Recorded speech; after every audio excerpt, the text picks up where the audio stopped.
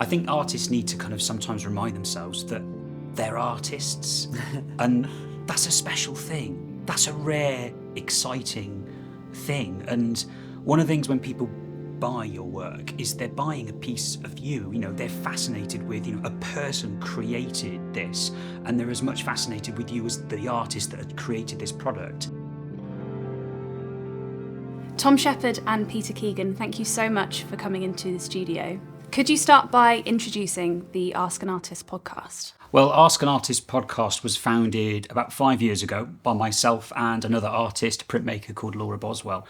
And the whole point of setting it up was to provide some of that information that I know that we would have loved and benefited from very early on in our art careers on how to be an artist, not from the technical side of, using the materials and the concept of producing work, but how do you then take that artwork into the real world and, dare I say it, make a living off it and getting it out into the right people, the right customers, in order for you to continue doing the thing that you love in a professional capacity.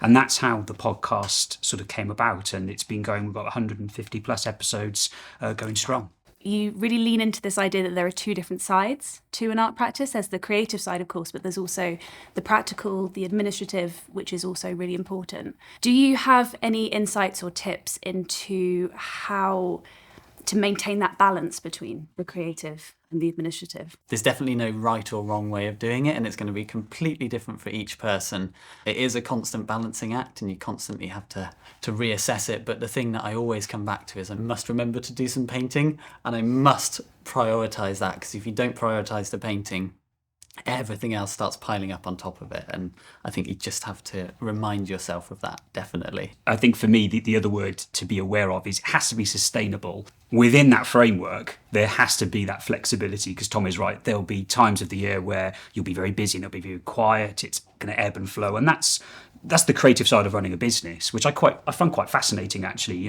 I quite like managing the business. I see that as a creative product.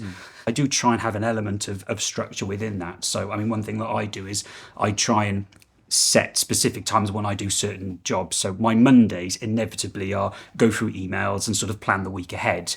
And then I'll have a couple of days where I go, right, no administration, no work, just focus on that kind of creative practice. And actually, I found the more structured my weeks are planned and the more disciplined I am with my time, the more creative I can be. Because it's almost like you create this little box or this framework for when you can get to your creative practice, whatever it is. And then that protects the creative space. And then within that space, you can then be really creative and throw your paint around and not care about stuff. It's that balance between structure and discipline to give you space to be creative is something I found so useful. It's just that little flip of mindset, I think. Yeah. What would you say to someone who had been making work and had been maybe keeping it to themselves, but really want to pursue a career as an artist? How would they begin with that? They shouldn't. They should do retail instead. Much easier. Yeah. Give up.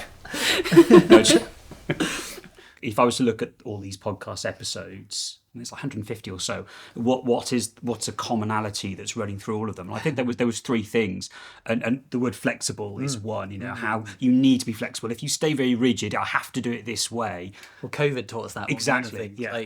Don't take some pivots and go in different directions. You're going to get left behind. Yeah. So you have to be open-minded and flexible, but still with a vision for your artwork and a vision for your business, but working out how that's going to kind of meander and flow a little bit. So flexibility was one. And then being proactive, as I've said, getting out there. If you just sit waiting for someone to come knocking and offering you something, it's rarely going to happen. You need to put yourself out there, sometimes in very vulnerable kind of situations. You think, oh, goodness me, am I right? Do I fit into this situation? It's those people that have then reaped the benefits and have taken that great step forward. You need to put yourself in. It's that classic thing of you need to stretch yourself a little bit all the time. Final theme I'm noticing, and I notice it a lot in what I do and many other artists, is there's an element of an artist, a good artist, is very opportunistic. They're very kind of good at sort of suggesting things, and I've learned that a lot, certainly these last, 5 years or so. It can be a bit cliche, but you definitely get rewarded for positive action. And the intention that you put into something. I'm going to take some moves forward, and stuff just kind of goes with you. Momentum and sustainability are definitely two words that we Yeah. talk about a lot, and what that means in the art world. And if I've learned nothing else from you, is just to be really cheeky and just ask.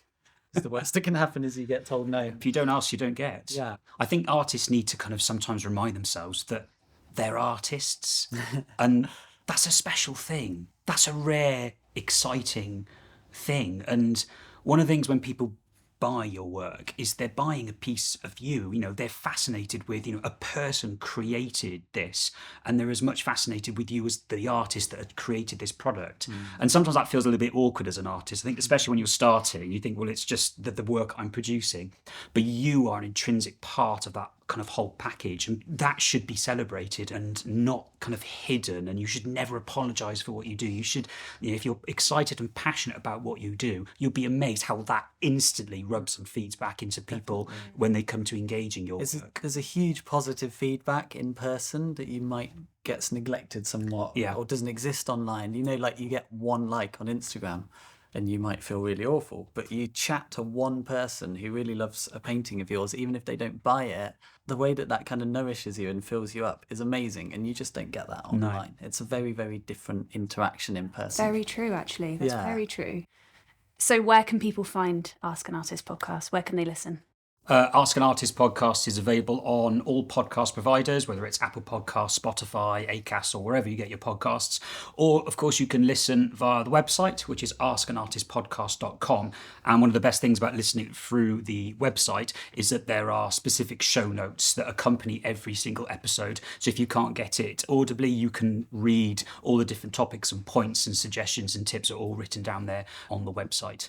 I think people that have listened that I've got from it that respond really well to is the fact that we do just talk about the emotional ups and downs of this, which is so important, because I think when you're like in the studio by yourself and you're not always sure what you're doing and if you're making the right decisions, it's so comforting to chat to other artists, which is one of the benefits for us, is chatting to other artists, and you realise there's all these like commonalities and these shared issues and these shared problems and these struggles that we all have, and having that kind of camaraderie is such an important thing. And that for me is like an underlying thing that floats through all of the episodes. It's just like, sometimes guys, this is really hard, and we get so many lovely comments and feedback from it, and it is that camaraderie is the thing that kind of comes through, I think, so well.